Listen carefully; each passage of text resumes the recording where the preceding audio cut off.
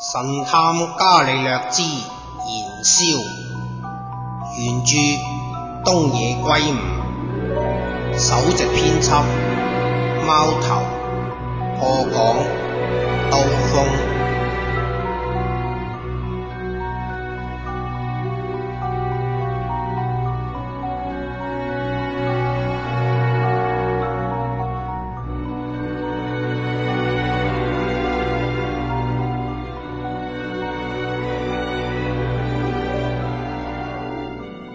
咁多位大家好，又係我刀鋒啊！今晚夜呢，刀鋒係同大家講呢個古仔，叫做《神探伽利略》其中嘅一個短篇燃燒。好啦，事不宜遲，而家古仔就開始啦。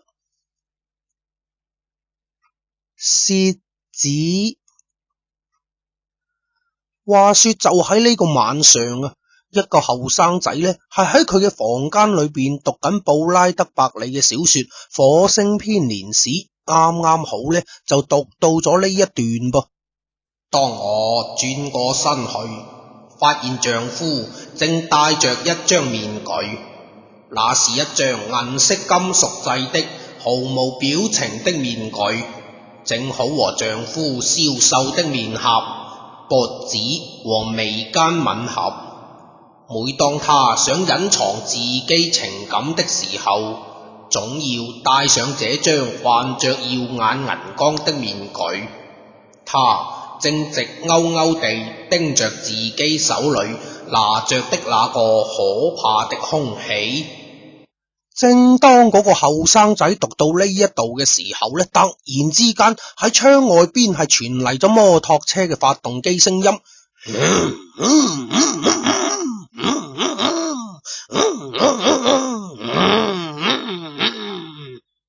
後生仔家陣時呢係企咗起身，靜靜雞咁樣將窗口嗰個窗簾拉開咗一條罅仔。嗱，咁多位，呢個後生仔嘅房間呢就喺2樓嘅東北角，從東邊嘅窗口向左下方一眼望落去呢，就可以見到北邊道路盡頭嗰個 T 型路口啦。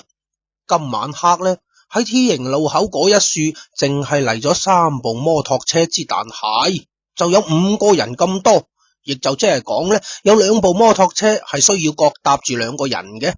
家陣時啊，摩托車引擎聲係響徹夜空，仿佛係故意搞到咁難聽咁樣噃。後生仔就心諗啦，呢班臭飛又喺嗰一處聚集啦。嗱，咁多位，交代下地理位置先。後生仔啱先所講嘅嗰個地方呢，指嘅係喺馬路東邊嘅盡頭嗰度呢，係一個公交站台嚟嘅。為咗方便白天喺嗰一處等車嘅人呢，公交站台上面係特意安設咗長凳，仲好體貼周到咁樣喺長凳嘅旁邊放咗一台販賣飲料嘅自動售貨機。嗱，家陣時呢，揸摩托車嗰班臭飛呢，就坐喺嗰處，好似以往咁樣大聲咁樣喺度講嘢。佢哋呢，就並唔係傳聞中嘅咩暴走族啦。一眼望落去呢，呢班飛仔呢，同普通嘅後生仔係冇咩兩樣嘅。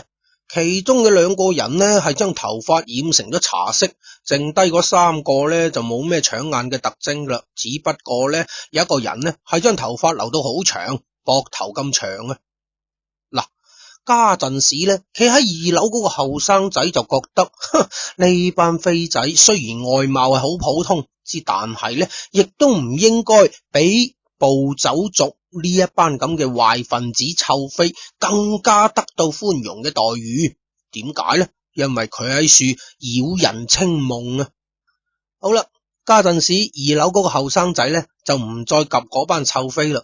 佢打開咗手裏頭揸住嗰一本《火星編年史》，咦，啱啱好呢，係睇到咗1999年2月呢一章啊！唉，後生仔就已經記唔清楚呢一章，俾佢重讀咗幾多次啦，甚至係已經達到咗可以部分背誦嘅程度。咁樣睇落去，後生仔真係唔知道到何年何月先至可以睇完呢本書。呢陣時咧，雖然個後生仔喺度睇住書，但係咧耳仔咧就突然之間傳嚟樓下嗰班飛仔喺度咔咔聲嘅大笑聲。家陣時嗰班飛仔嘅大笑聲咧，係使到整個寂靜嘅街道裏邊係充滿咗回音啊！嗱，喺呢個地方，每到深夜嘅時候，基本上係冇車經過嘅。呢陣時咧，後生仔係離開咗窗邊，將嗰本就真嘅書放咗喺台面上，跟手咧係行到咗屋角嘅電話旁邊。嗱，咁多位，家陣時咧，我哋暫時唔講二樓呢邊先講下樓下嗰一班阿飛先。好啦，樓下嗰5條臭飛咧，為首嘅一個咧就叫做向井和彥。家陣時咧，向井和彥係將佢嘅頭髮染成咗茶色，喺後邊係紮咗起身。佢咁樣做咧，係希望顯得與眾不同，哪怕只有少少嘅與眾不同，亦都好啊。呢個向井和彥呢，佢今年就19歲，年半之前呢就高中畢業，跟手咧係入咗一間桃色公司做嘢。因為翻工時間長，而且受到約束，更加之因為係收入好少，所以咧向井和彥就覺得好唔滿意啦。3個月之前，乾脆就炒咗老細魷魚。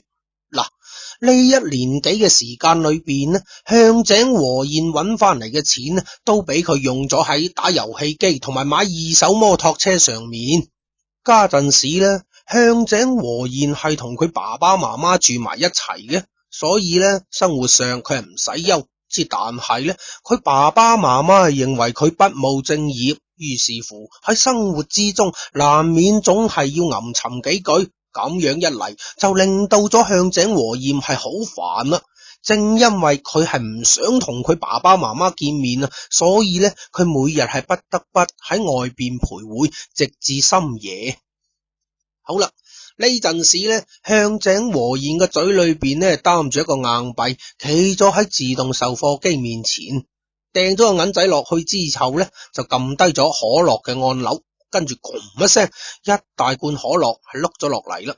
攞咗可樂之後咧，向井和彥係不經意咁樣擔高頭，望咗一望自動售貨機旁邊，咦？向井和彥發現，就喺呢個售貨機旁邊擺住咗一個佢平時冇見過嘅嘢嚟嘅噃，咁奇怪嘅，咩嚟嘅呢？嗱，家陣時咧，兜風同大家講下，嗰個咧係一個4層裝啤酒嘅塑料箱。上面咧又放咗一個用爛報紙包住嘅，好似運動背包咁細嘅方形嘅嘢咯。睇到呢樣嘢啊，向井和彥就覺得好奇怪啦。呢個自動售貨機唔賣啤酒嘅，咁呢包咩嚟噶？只不過呢樣嘢咧就冇太令到向井和彥上心啦。佢只係打開咗嗰罐可樂，一字飲咧，一直係同佢班 friend 吹起水嚟啦。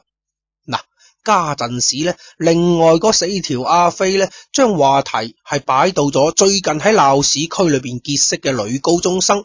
話題最尾咧就落到咗邊條女睇起身更加容易上床呢個話題上面。嗱，對於向井和彥嚟講咧，其實另外4條友亦都算唔上係咩真正朋友噶啦，因為佢向井和彥並唔需要嗰一種令人厭煩嘅關係，僅僅係能夠維持喺埋一齊吃喝玩樂已經係足夠啦。就連佢自己亦都覺得呢一種關係如果係更進一步嘅話，實在上係一件好煩嘅事嚟嘅。好啦，唔講咁多文藝嘅嘢，家陣時咧，嗰4條阿飛裏邊咧，有一個叫做山口良介嘅人咧，就開始大吹特吹，佢最近係點樣同佢新識嘅嗰條女喺度搞嘢嘅事。嗱，呢個山口良介咧係留住一頭長長嘅長頭髮，佢咧就有個習慣，中意一字講嘢，一字咧係將啲頭髮向後撥。家陣時咧，和彥呢就企喺自己嘅摩托車旁邊，聽住山下良介喺處吹水。其餘嘅3條阿飛咧，有2個人係坐咗喺長凳上面，另外一個人呢則係跨坐喺摩托車上面。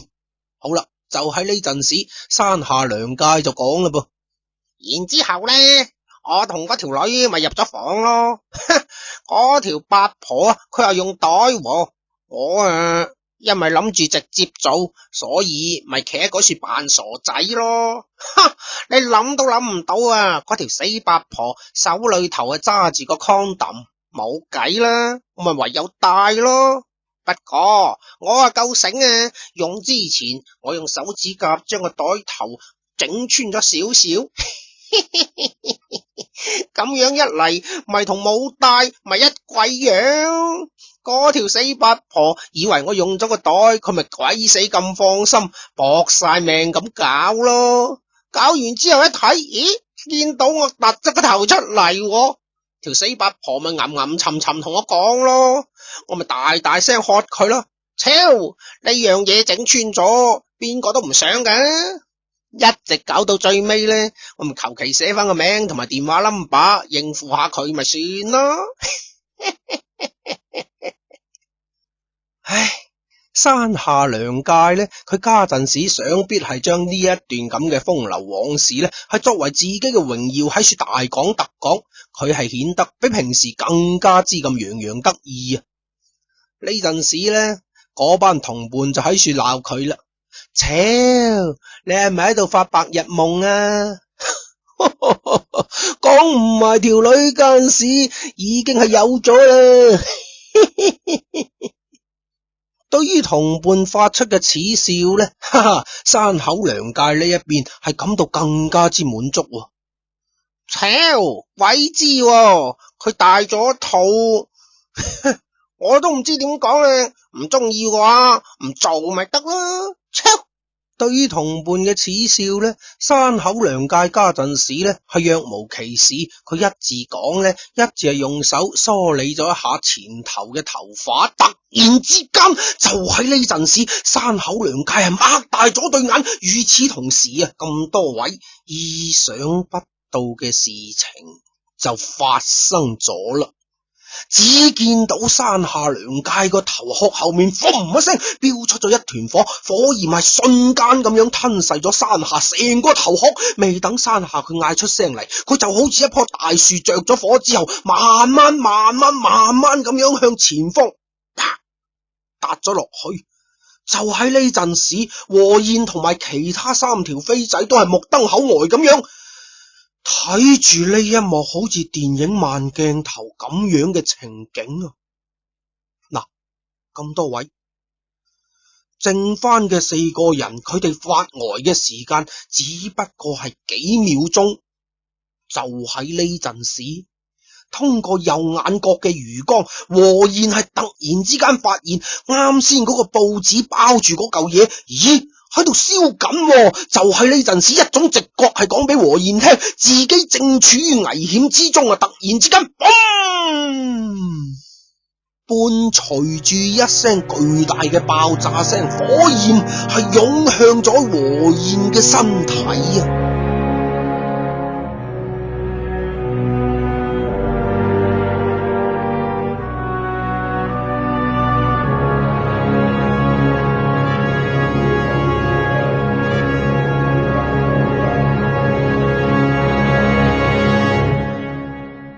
懸疑作品《神探伽利略之燃燒》，原著東野圭吾，首席編輯貓頭，播講刀鋒。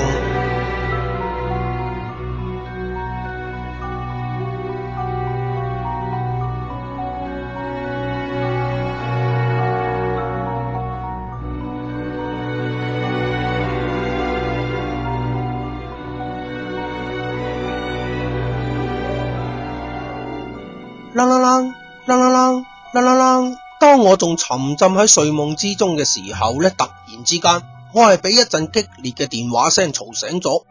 我揸起個電話係接到咗上頭嘅 order，疑似縱火有死傷，冇計啦，我唯有係起身着衫，求其用啲凍水洗咗洗面，連嘢都嚟唔切食，就揸住部車趕往咗事故現場啊！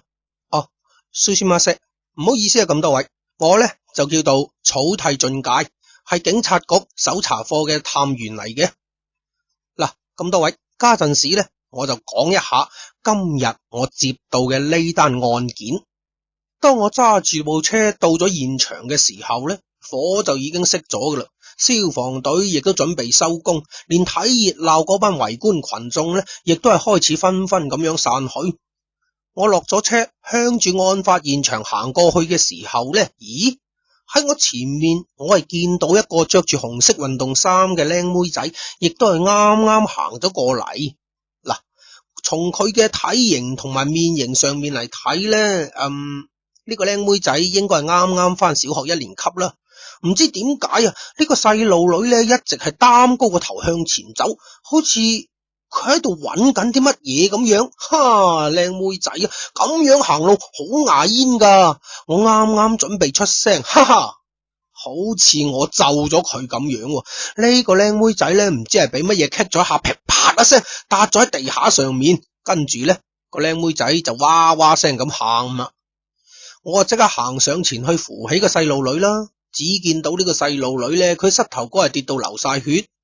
哎呀，真係唔好意思啦。呢陣時啊，一個貌似呢個細路女個媽媽嘅女人呢，係嘣嘣聲跑咗過嚟。哈，你隻奀皮女啊，唔係話咗啊，你拖住我先至行嘅咩？唉，真係唔好意思啊，早知就嗌你留喺屋企，唔鬼帶你出嚟噶啦。聽到個媽媽咁樣一講呢，我心裏頭就話啦，與其你係喺處責怪你個女啊，不如你就諗下點解啱先大半夜火燭啊，你仲拖埋個女出嚟睇好過啦。之但係到咗最尾呢，話到咗嘴邊，我仲係忍住冇講出聲，淨係默默咁樣將個細路女交咗翻俾佢媽媽。我真係見到噶，我真係見到上面有一條紅線噶，媽咪，真係有噶嘛。呢陣時呢，嗰個細路女係一字講一字喊。邊處有咩紅線啊？正傻女啊！哎呀，你睇下你啊，搞到件衫咁污糟。唔係啊，媽咪啊，我真係見到噶，紅色嘅線啊，好長好長嘅線嚟噶，真係有噶。紅色嘅線咩嚟噶？我當嗰兩母女喺處發緊噏風啊，於是呢，我係一字思索，一字離開咗佢哋兩個。嗱，家陣時我已經係到達咗現場噶啦，呢一段嘅路面呢係完全俾火燒到黑晒，中間呢係企住幾個男人，其中嘅一位呢就係我嘅上司間工 Sir 啦。唔好意思啊，我嚟遲咗。我一字跑上前，一字講啊，辛苦晒啊，草剃 Sir。間工 Sir 呢係微微咁點咗點頭。嗱，咁多位，間工 Sir 呢，佢係一個身材好矮好肥，條頸亦都係好短嘅肥佬嚟嘅，睇上去呢，多少啊似香港嗰個曾志偉啦。之但係呢，佢嘅目光係好犀利嘅。不過與警察嘅身份相比起身，佢家陣時睇起身更加似係一個普通行業嘅上班一族。好啦，呢啲已經係唔重要噶啦。家陣時呢，我就問咗一問間工 Sir 啦。間工 Sir 啊，呢單係縱火案嚟噶。而家都話唔係啊。咦，好似有汽油味喎。係咯，好似有乜嘢放咗喺塑料桶裏邊燒着咗啊。吓，塑料桶？點解嗰度會有啲咁嘅嘢噶？切，鬼知咩？嗱，草剃 Sir，你睇下呢樣嘢啊！間工 Sir 一字講，一字係指住路邊嘅一個物體。嗱，嗰個物體呢，家陣時我望上去的而且確就好似用嚟裝汽油嘅塑料桶嚟嘅。咁啊，以佢側面為中心嘅大半部分呢，都已經俾燒溶咗噶啦，冇辦法辨認佢原嚟係一個乜嘢嘅物體。呢陣時啊，間工 Sir 係擰下個頭咁話啦，我已經向被害者詢問咗事故嘅原因啦，之但係嗰班友仔係完全唔知道發生咗咩事。咁間公 Sir 啊，被害人係啲咩人嚟㗎？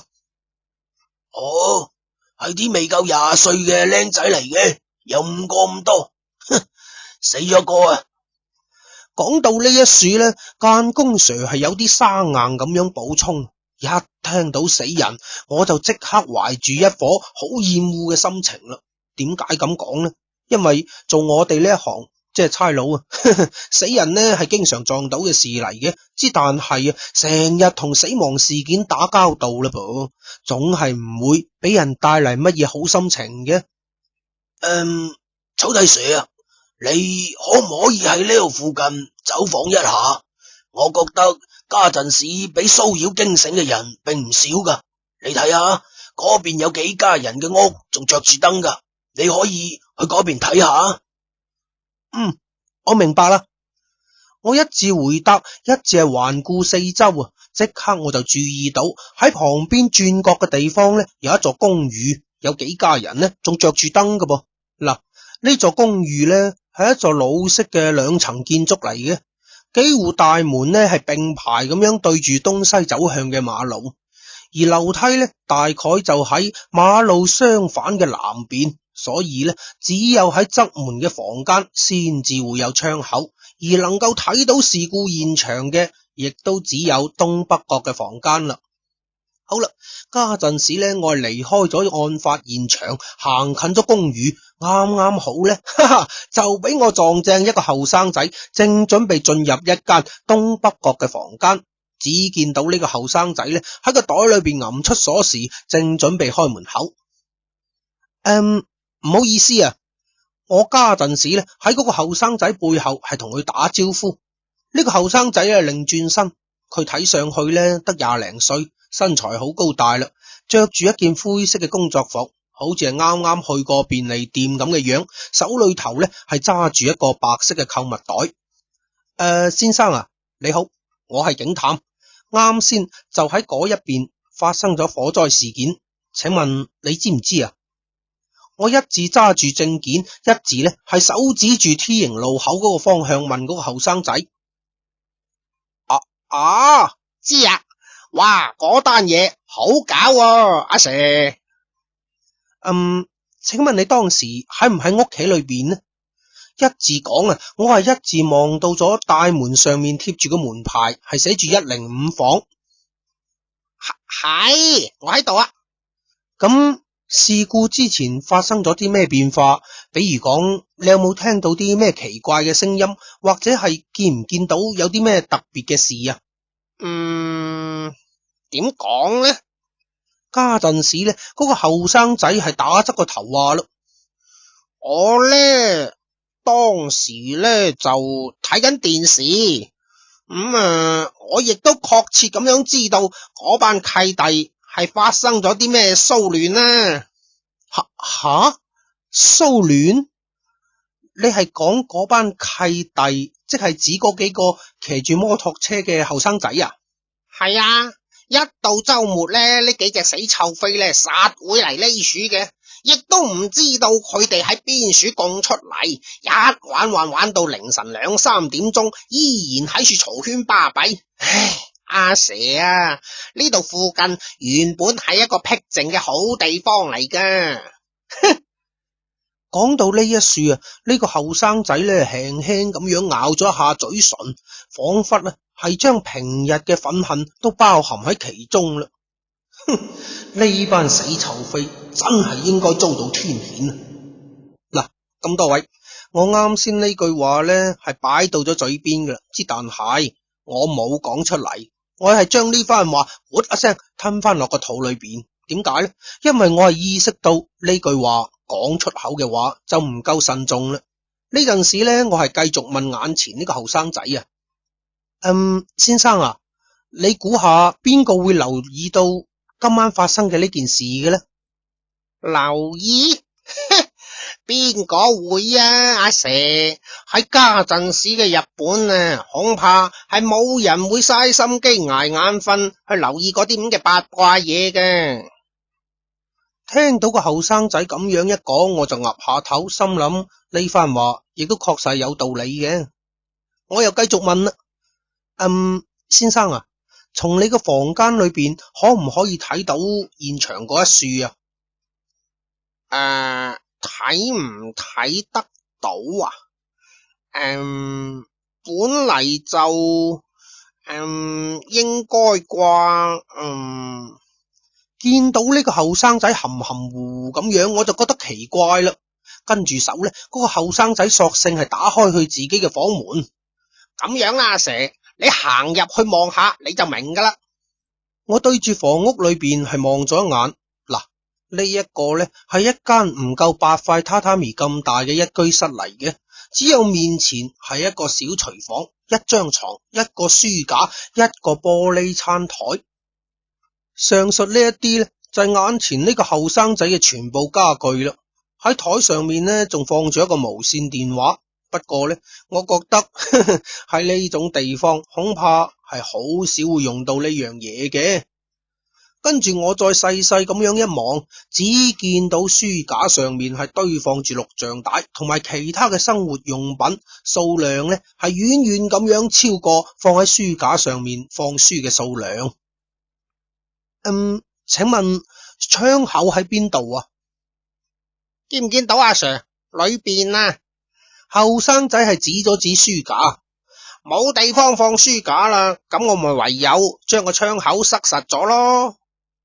哦，原來係咁樣，好彩有佢嘅咋，阿 Sir， 啱啱好幫我擋咗少少外邊嗰啲噪音啊。先生啊，你真係聰明嘅啫。唉，聰乜鬼明啊！住喺呢處附近嘅人冚唪唥棒都係咁做噶。吓？呢陣時呢，我嘅目光係落到咗喺房間裏邊同電視機相連嘅嗰個耳機上面。嗱，可能呢係因為嗰班飛仔搞出嚟嘅噪音係太大啦，呢個後生仔睇電視嘅時候先至會戴住耳機嚟睇。但係啊，咁樣一嚟，假如有咩異常嘅聲音嘅話，我眼前嘅呢個後生仔係冇咩可能可以聽得見㗎噃。諗到呢一處呢，我就覺得應該再怪唔到啲咩料㗎啦。於是乎呢，我係向住嗰個後生仔講多謝。雖然係冇錯，係冇咩實質性嘅收穫，但係呢，我同呢個後生仔講多謝，的而且確係對人哋配合自己工作嘅一種禮貌禮節嚟嘅。呢陣時啊，嗰個後生仔就話啦，阿 Sir 啊，你使唔使上樓上205房間去查？係啊，我啱啱好打算上205嗰度去調查一下。吓？咁啊？從眼前呢個後生仔嘅表情嚟睇呢，我就覺得佢似乎有啲乜嘢想講俾我知。咩事呢？這個嘛，樓上呢就住住嗰個人呢，叫做錢島嘅，佢講嘢唔得噶。先生啊，你係咩意思啊？咩叫做講嘢唔得啊？即係講佢唔話得佢係啞巴嚟嘅，只不過咧佢係不善於交談咁樣咯。佢係唔係即係咁，佢係唔係咁中意同人哋傾偈啊？吓？聽到個後生仔咁樣一講，我就覺得好意外啦。好彩佢事先話俾自己知，否則我自己如果貿貿然咁樣上去調查嘅話，一定會係不知所措噶啦。咁樣啦，阿蛇，我同你一齊上去啦。嗰條友仔同我好 friend 噶。咁合唔合適啊？冇事。原本就已經入咗房間裏邊呢個後生仔呢陣時又重新着上咗運動鞋。嗱，咁多位，首先介紹一下先，呢個咁熱心嘅我眼前嘅呢個後生仔呢，佢就叫做金森龍男。據金森龍男講啊，住喺205嗰個人呢係叫做錢島之一。雖然佢講話呢就唔多得，但係呢佢嘅聽力係一啲問題都冇嘅。阿蛇啊，我話俾你知啊，前島嗰條友仔嘅聽力啊，強過我哋好多嘅，所以咧，嗰班死臭飛整出嚟嘅噪音，就嚟將佢折磨到癲咁滯啦。金心係一字上樓，一字同我介紹啊。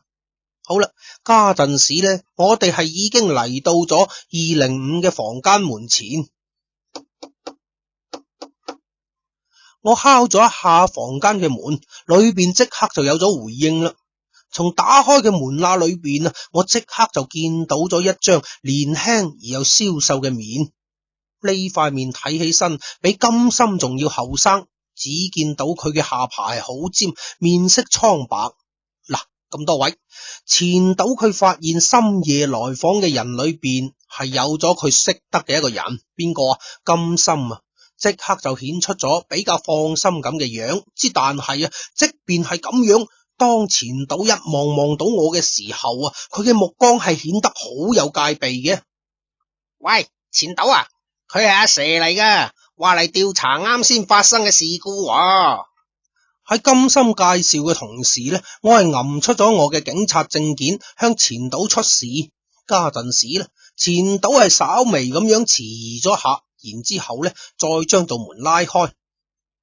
我一眼望入去啊，前島嘅房間佈局咧，當然就同金心嘅係一模一樣啦。只不過咧，靠東邊嗰個窗口咧，並冇好似金心嘅房間咁樣攞個書架塞實。嗱，咁多位啊，首先映入我眼簾嘅咧，就係同呢一間咁狹窄嘅房間極為之唔相稱嘅一台超豪華嘅組合音響。而且啊，喺前島嘅床上面呢，仲放住大量嘅錄音帶。我心諗呢，呢個前島肯定係一個音樂發燒友嚟噶啦。跟手呢，喺牆邊係堆滿咗相當之多嘅袖珍本叢書，數量之多係令到我即場係大吃一驚啊！一個男人房間裏邊竟然係一本雜誌都冇，冚唪唥棒全部堆晒小說，咁即係講。呢一個就係一個以讀書同埋聽音樂為愛好嘅後生仔嚟噶啦噃。嗱，咁多位，呢個呢就係眼前嘅呢一位前島俾我留低嘅瞬間印象啦。我就係咁樣諗嘅。嗱，眼前呢個後生仔對嗰一啲唔顧及人哋嘅感受，肆意製造噪音嘅死臭飛，可能係早就恨之入骨噶啦。家陣時呢，我係企喺前島嘅屋企門口嘅，而呢陣時我係開始盤問前島啦。前島先生啊，啱先喺嗰一邊發生咗火燭，你當時喺邊度呢？好奇怪喎，呢個前島聽到我嘅問話之後呢，佢係面無表情咁樣用手指咗指床，意思呢就好似話佢喺房間裏邊。請問你當時喺處做緊乜嘢呢？我係接住問啊。嗱，講到呢一處呢，可能有啲聽眾朋友就會話啦，黐線嘅，半夜3更喺自己嘅房間裏邊瞓喺張床上面搞乜嘢？梗係瞓覺噶啦，仲有啲咩好做啫？嗱，咁多位，點解我會有咁樣嘅問題呢？因為啊，家陣時企喺我面前嘅前島，佢身上面係着住一件開領嘅短袖襯衫，而房間嘅床呢，亦都係未鋪嘅，應該到而家為止，前島都未瞓覺㗎噃。呢一暈呢，前島依然係冇出聲，只見到佢擰轉身，指咗一下放喺窗邊嘅電視機啊。阿蛇睇個樣，佢當時同我一樣啊，喺處睇緊電視啊。家陣時咧，企喺一邊嘅金心咧，係將我已經睇明白嘅意思咧，又重新咁樣解釋咗一次。前島先生啊，咁喺事故發生之前，你有冇聽到咗咩聲音？又或者係從窗口嗰一處望見外邊發生咗啲乜嘢啊？聽到我咁樣問，前島呢條契弟咧，佢依然係兩隻手插喺個運動衫嘅袋裏邊，冷漠咁樣擰咗擰頭。哦，係咁樣啊？請問可唔可以俾我入去睇一下？我想望一望窗外嘅狀況啊。聽到我咁樣一講呢，前島呢就岌咗岌頭，手呢就指向咗窗口嘅方向。呢陣時呢，我係對住錢島講咗一聲失禮晒，跟住呢，我係除咗鞋行咗入屋。嗱，咁多位，從錢島房間嘅窗口望出去呢，佢嘅正下方係一條南北走向嘅馬路，來往嘅車輛呢係好少嘅，呢個時段更加係一部車都冇。我呢陣時突然之間係醒起啱先金心好似講過，呢度本嚟係一個僻靜嘅好地方。跟住我向左邊望一望，左下方呢就可以望見到發生事故嘅 T 型路口啦。家陣時呢有幾個搜查嘅人員呢喺嗰一處來回巡視。我擰轉身，眼光係不經意咁樣落咗喺旁邊嘅揚聲器上面。只見到嗰上面呢係放住一本書，布拉德伯里嘅《火星編年史》。咦，錢島先生，你都喺度讀緊呢本書啊？錢島就岌咗岌頭，呢本書好難讀得明㗎噃。阿 Sir，你以前亦都讀過呢本書啊？係啊，好耐之前我就諗住讀呢本書㗎啦，點知點讀都讀唔明啊！大概我係嗰一種翻得學多讀得書少嘅人嚟噶。呢陣時啊，我係為咗緩和一下屋內嘅氣氛，講咗一個自認為好爛嘅爛嘅，點知道呢？眼前嘅呢兩個後生仔邊個都冇喺處笑。即使係嚟到呢處搜查，亦都係揾唔到咩嘅線索噶啦。我喺心裏邊係即時落咗呢個判斷。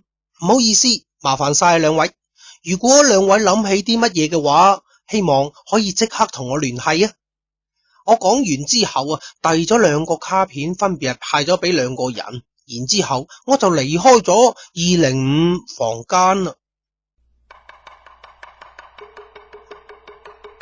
刀鋒作品，穿越軍事小說《抗日之無常》。